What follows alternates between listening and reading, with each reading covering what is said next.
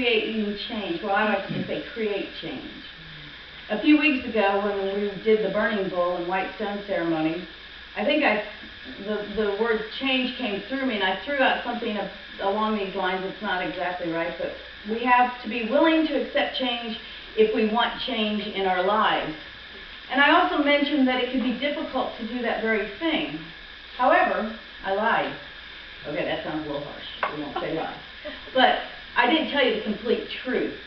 You see, because the thing is that change is not as difficult as sometimes we claim it to be. So today we're going to look at that idea of back on that information that we gave you before and how that ties into the idea of create change and how change is not as difficult as it sounds. But first we're going to begin with our statements of truth, and let's say those together, shall we? I am a child of God. I am deserving of good in my life. I am accepting my good now. Well, in this physical sense, or in this plane in which we live, you know, it can be difficult. We think in our minds that it's difficult to change, and we resist change a lot of times, don't we? Just even the thought of change sometimes can just make us almost ill. And I'm sure some of us have experienced illness when we thought about changing and doing something different. However, when we did the burning bowl ceremony, we released things that weren't serving our highest good, which is change, right? So in that process of doing that, we were releasing and changing things in our lives because we knew it wasn't serving our highest good. However, I want to give you this perspective from Fillmore and see if it changes anything for you about that concept. He said, this being born anew or born from above is not a miraculous change that takes place in man. It is in the establishment of his consciousness of that which has always existed as the perfect man idea in divine mind. You see, if we agree that we are in the oneness with divine mind, with God, you know, then in existing within our consciousness is that idea that we have everything that we need and everything that we want from God. And God is always good. God is always there. God is always consistent. So nothing has to change. You see what I'm saying? God is not changing. God is permanent. God exists as God is. And so the only thing we have to change is our own thinking, isn't it? And that's where we block our highest good, is from that place within our own minds. But when we align with that, when we give birth to that, when we release what we did in the burning bowl, release all those things that don't serve our highest good, we are giving birth to something new. And what it is that opening of the door of our own consciousness, coming forth from God, from that divine mind. It already exists within us. It's already there. So we're not really changing anything, are we? Sounds like an oxymoron, doesn't it? We have to change our mind, but we really don't have to change our mind, because if we align with God, we are in the oneness and everything is there. Yeah. But I thought about this for a while, and this acronym came up for me, and I thought it would be fun for you guys too. And here it is. Create change. Consciousness. Relaxing. Embracing. Accomplishing total ecstasy. Consciousness having a new, generous expectation. Because isn't it true? I mean, if we sit back and allow our minds to do the will of God, to be in that alignment with the consciousness of the one mind, we are going to have total ecstasy in our lives, aren't we? We're going to be blessed, and we're going to feel it, and we're going to know it, and we're going to live every moment of our lives from that total bliss. Who doesn't want that? Yeah. And when we do that, what happens is our consciousness starts having these generous expectations, because your consciousness is aligned with that goodness of God, and it knows that all of these expectations that something pops up in your mind that's an expectation, your consciousness is already connected and knows that it's possible, that you're going to receive it, that you're going to have it. You know, that's when we truly let go of what our physical mind is thinking, isn't it? That's when we truly let go in that burning bowl. And the vibrant visual that we have in that burning bowl is sometimes what we need in order to truly let go of something that's not serving our highest good. Right? So the burning bowl is a cool thing. And at the same time when we do that, I think you know it and you feel it, and that's what's so cool about doing that every year, is that you really do start feeling that idea of the Holy Spirit welling up within you saying, yes, your good is coming. Don't you? Yeah. And if we could think about letting go with that vibrant visual of the burning bowl, if we could do that with everything in our lives, and hold on to that, we instantly open that up, don't we? And we instantly allow our soul to well up with that truth that we know.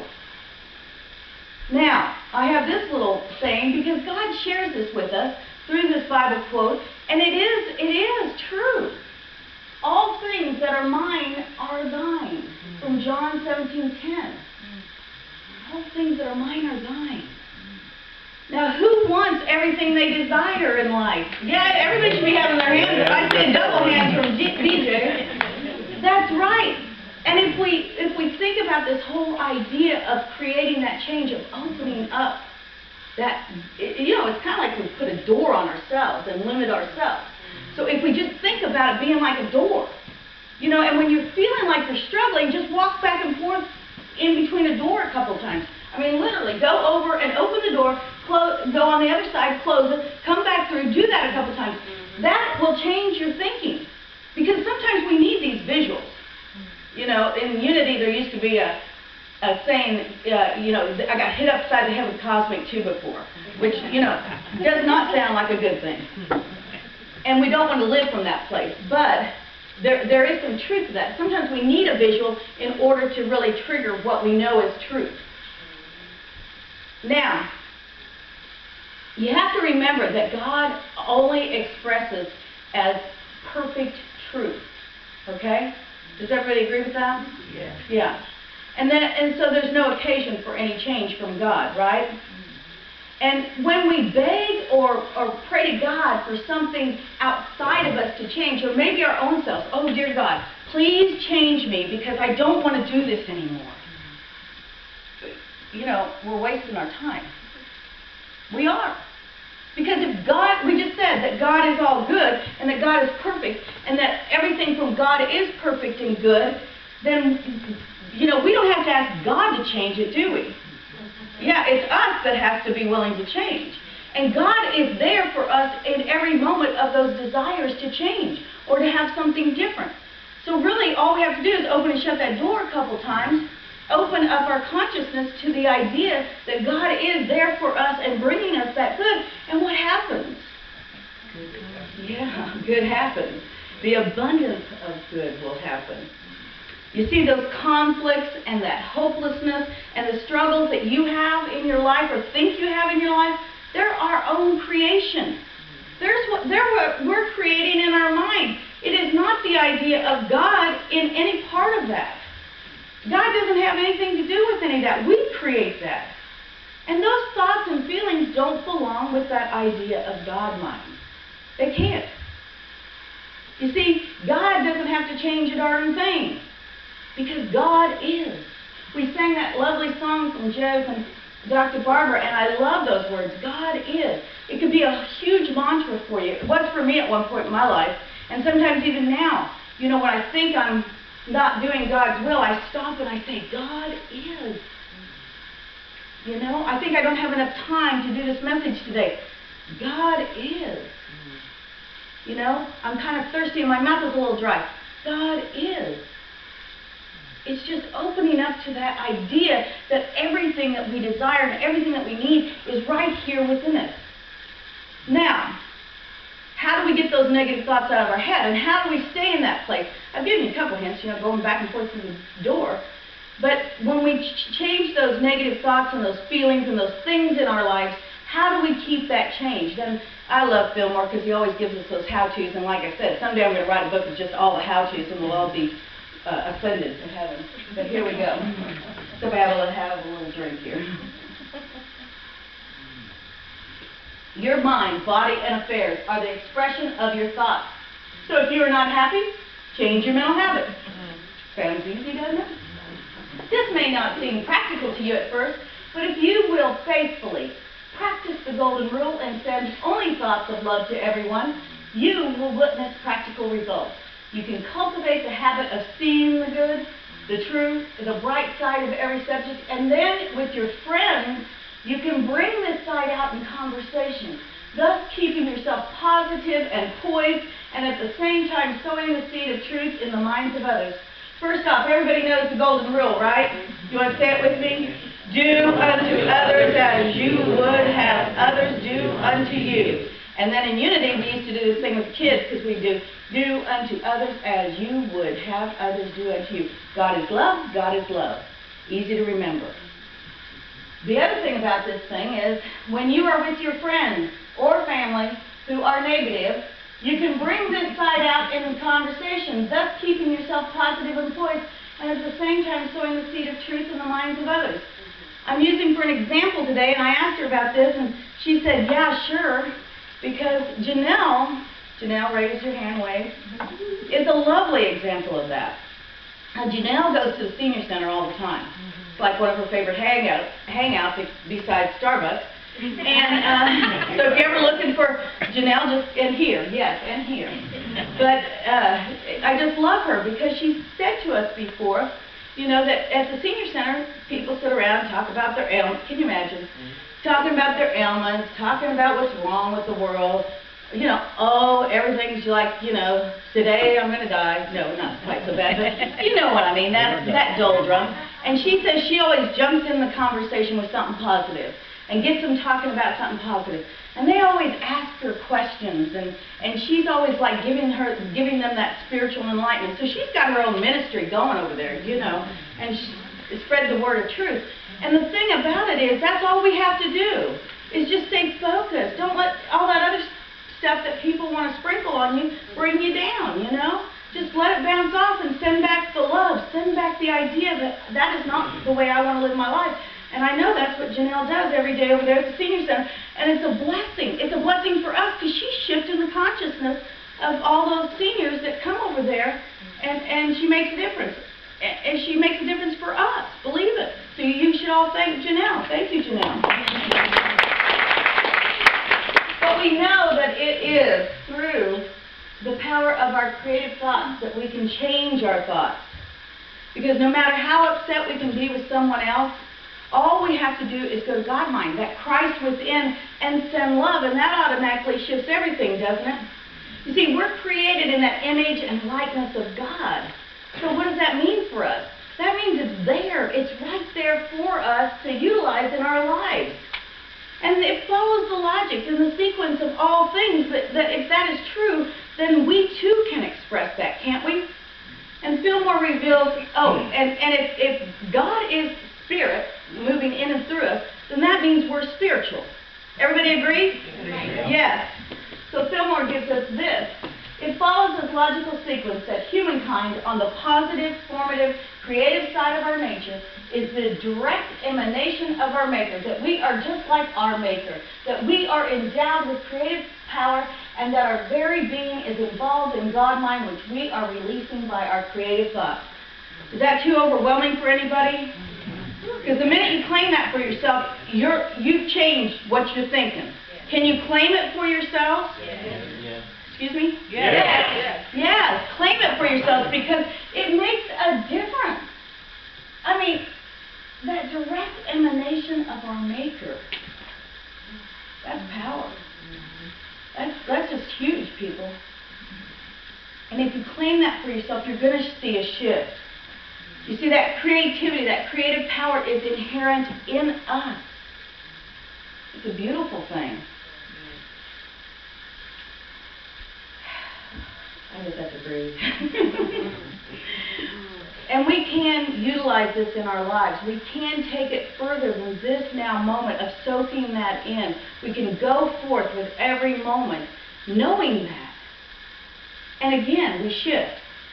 We shift our awareness. And what it does is when we change our thinking, we open up that creative power, the creative thought and creative power that is within us. We open that up. And you know what? There's lots of examples in life that has happened. Lots of examples. One of my favorite ones is this one. The bag phone. Think about it. It was around 1990 that the bag phone came out. Yeah. How many people sported that bag phone? Thinking you were so cool, you know. Who would have thought that we could call somebody on a bag, you know, from a bag and or you know, the big old monster thing. And yet now we have these little tiny cell phones. Most people carry them in their pocket. They walk around with them, and they can do all kinds of miraculous things. And how do you think that came about? Creative mind, that's right, Dr. Barbara, that creative power, that creative thinking that came through somebody to decide that we can have a bag phone, and then somebody else came along and said, hey, I got one better. I got that divine idea you got, but I took it a little further. Because the divine idea that came through me was this. And it was kind of funny because Reverend Warren shared with me that this guy that does, a Unity minister who does a blog, who's kind of controversial, but he was talking about creating change in your life. And I said, well, I guess he got the same divine idea I got this, you know, a couple weeks ago, and he started writing about it, and I started writing. I didn't read it yet, but I want to read it now after I've done the message to see how much we align, because it just goes to show you. We all can get this divine idea at the same time, and how we bring it through us and how we keep it aligned to that oneness of God is going to manifest out there in the world. And how do you want yours to manifest? Good. Yeah, good. And exactly. I'll hold it with good. We'll just say good, because that's the truth, you know. That is the truth that we want to happen. And you know, all of those divine ideas that come forth, whether it be the bag phone or the cell phone, whatever, are all amazing, aren't they? But when we know that it's a God thing, the amazement should be within us, knowing that we have that same ability to tap into that, right? Right. Yes. And once we recognize that, guess what's going to happen? Divine ideas are going to come pouring forth for you. So today, later on, you might want to carry around a piece of paper and pencil, because I bet you're opening up right now to some divine ideas that are going to come pouring forth, and you'll want to jot those down so you can go back to them. But we know that this happens for all of us, just like I was talking about the Unity minister who was writing about create change. I know we all get these divine ideas, and a lot of us can get them at the same time, and it's because of our individuality. And we know in Unity, metaphysically, individuality is the true self, that which is undivided from God, our spiritual identity, the God part of us. And that is why we can all get the same divine idea at the same time. You know, I know I've said this before, but you know, you watch an infomercial and you say, hey, I had that idea 10 years ago. Well, what'd you do with it? You know, told your friends about it, and that's all you did. But somebody else got smart and made the darn thing, and making millions, selling on QVC or whatever. But once we have that idea of the connection and understanding the universe and understanding that it all can come forth through us, then that changes a whole lot of stuff. How do we get in that state of mind to change that? It's through prayer meditation. Prayer meditation aligns you more with your truth. It's not going and talking to your friends for 2 hours on a cell phone, or getting on Facebook and going 90 to nothing and sending everybody all these little blessings that you find on the internet and all that. They're all beautiful and good, but we have to spend our time in prayer and meditation to make that connection. Sounds like a simple thing, but really, it's important. It's important to align with God mind. You do that every Sunday when you come here, in our brief meditation, you know, in the prayers, in sending those prayer slips out. All of that is connecting to that oneness of God. But we can do that day to day, and it's possible. All we have to do is just tap into that potential energy that is there. So, it's not just us that has that idea of creative energy. It's in all things that God creates. Do you understand that? Mm-hmm. Fillmore tells us this: we do not create anything if by this term is meant the producing of something from nothing. But we do make the formless up into form, or rather it is through our conscious cooperation with God mind that forms our universe. We are the creator for God. That's why in Unity we always say, let's co-create. Let's co-create. Because God is, and yet we are that expression of all that God wants to be. God is that way in nature too. Nature's a perfect example. And what does nature do? It follows the will of God, doesn't it? You see a flower will die off, and maybe an offshoot will come up, or maybe a weed. But something else grows. The tree, the roots go towards wherever it can get water. It naturally knows to do that. Everything in nature follows its natural path, and that's what we are to do. They express the highest good for us in that true expression of nature. And so it's a perfect example for us to follow, isn't it? Because if we see it out there, doing it just naturally, without any struggles or strife, without any of those things that get in our way, no, it's out. I mean, even now with the leaves gone off the trees and stuff, it's still beautiful. You know, even those, and I was looking at all the leaves are gone on the trees except those golden ones. I don't know, somebody told me what they were. American Beach. Huh? American Beach. Yes, and those golden little leaves just sparkling in the sunlight the other day. I mean, it was just unbelievable. But that is the same idea of our souls following the path that God has for us. See, our bodies are here to manifest all that there is. If we do not like something, all we have to do is change our thoughts. All we have to do is align with God's mind and follow that. Follow what we know to be true, and follow this. We must change our ideas about the body and hold to the truth of its origin and destiny as conceived of God, in whose mind its real being exists. The spiritual body of man is the conception of divine mind, the creation of spirit for us. Our work is to make the spiritual body manifest.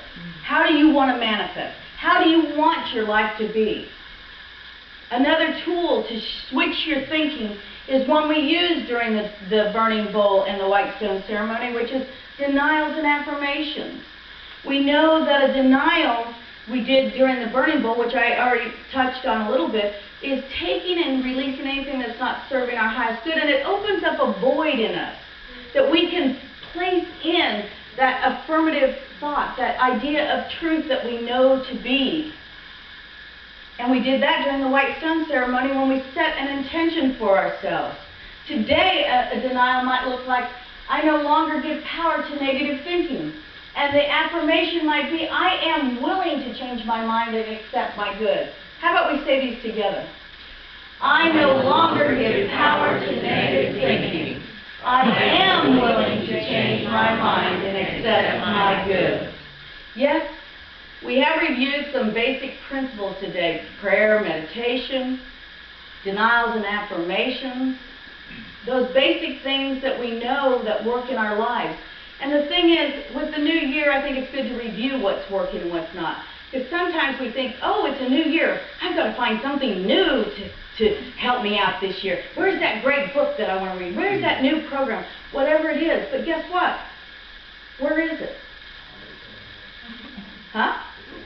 Janelle's going like this. Yeah, exactly. It's all right here, right now. We don't have to go out and find the newest, greatest thing.